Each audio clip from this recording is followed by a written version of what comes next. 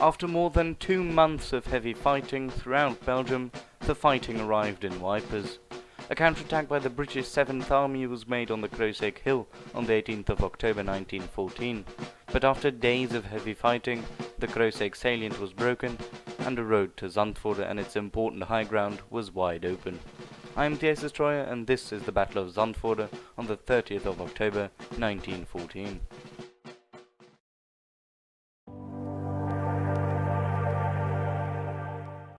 Zantvoorde itself was defended by the British 7th Cavalry Brigade, which consisted of the 1st and 2nd Life Guards and the Royal Horse Guards.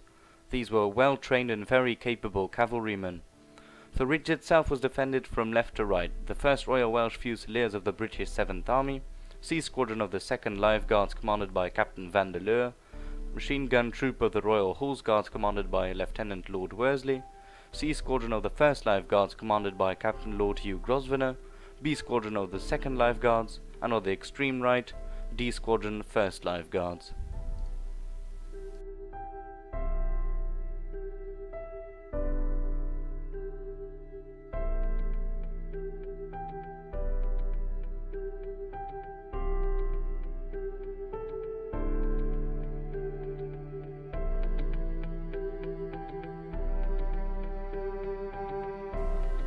They had to defend Zandvoorde from badly dug trenches on the forward slope of the hill, making it hard to both reinforce or retreat when attacked. As the men were cavalrymen, they didn't really know how to build and reinforce a trench, so no top cover was added. The line at Zandvoorde was just one harshly dug trench or foxhole after another. Why were the trenches located in such bad positions? Well, the British were firmly believing that they could break through the German attack. For the British High Command, these trenches were merely a jump-off point for a counterattack.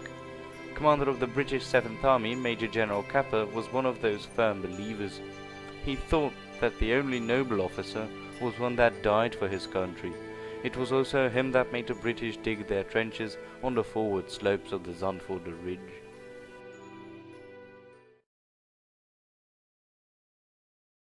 In the early morning of the 30th, at around 7 o'clock in the morning, the Germans started their bombardment. High explosive shells were bursting all around the British defenders, and even worse, shrapnel shells. These shells explode above the target, not on or near it. This made the trenches worthless and caused many victims amongst the British cavalrymen. At 7:30, the Germans attacked with their 39th Division, along with 3 Jaeger battalions. Like most of the time in this period, the Germans attacked en masse. Hundreds, possibly even thousands, attacked the thinly defended Zandvoorde Ridge all at once. The defenders had nowhere to go, and at 8 o'clock the positions were impossible to hold, and a general retreat was blown.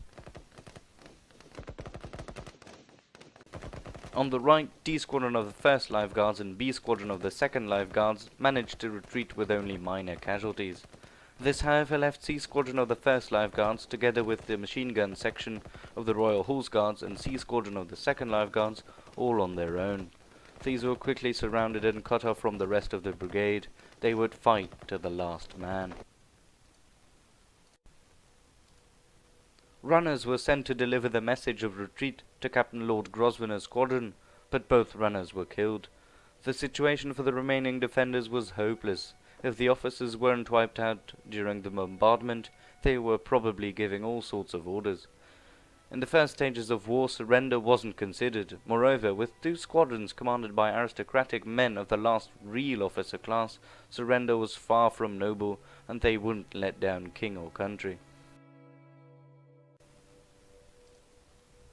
Some accounts state they heard the rattling machine gun fire from Lieutenant Lord Worsley's gun over the ridge until it was suddenly silenced. Zantvoorde was captured.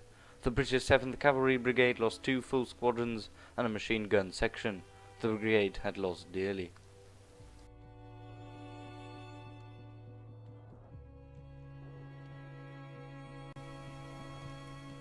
Commonwealth War Graves Commission accounts state 14 dead of the 1st Life Guards, 4 of which are officers. These are Captain Lord Grosvenor, which you can see on the photo, Captain Edward Kelly, Lieutenant John Closebrooks on the photo, and Lieutenant the Honourable Gerald Ward. The 2nd Life Guards lost 5 men that day. one of which was Sea Squadron Commander Captain Alexander Vandeleur. The Royal Horse Guards lost 12 men, 2 were officers, Lieutenant Lord Worsley on the photo, and Second Lieutenant the Honourable Francis Lambton.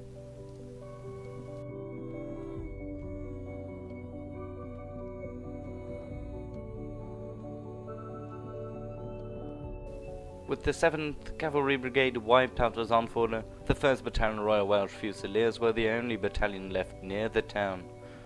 They endured immense losses with 320 casualties, but that is for another episode.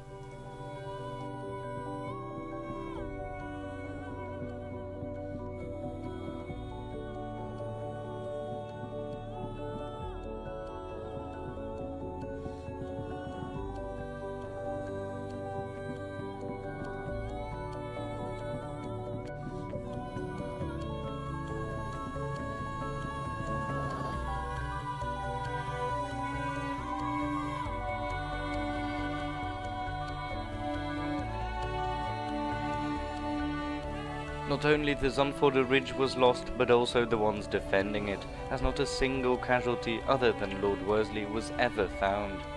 Not a single man of the household cavalry who died at Zandvoorde on the fatal 30th of October has a known grave.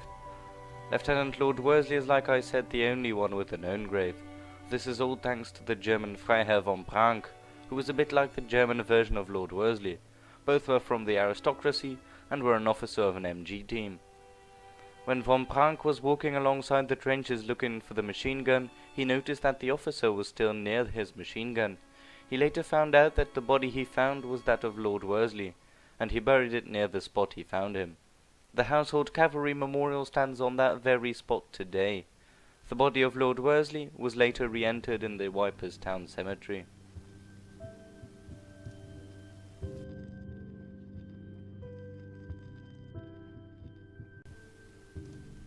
This was the AceDestroyer. I hope you have enjoyed. Don't forget to like, subscribe and leave a comment down below. Cheers!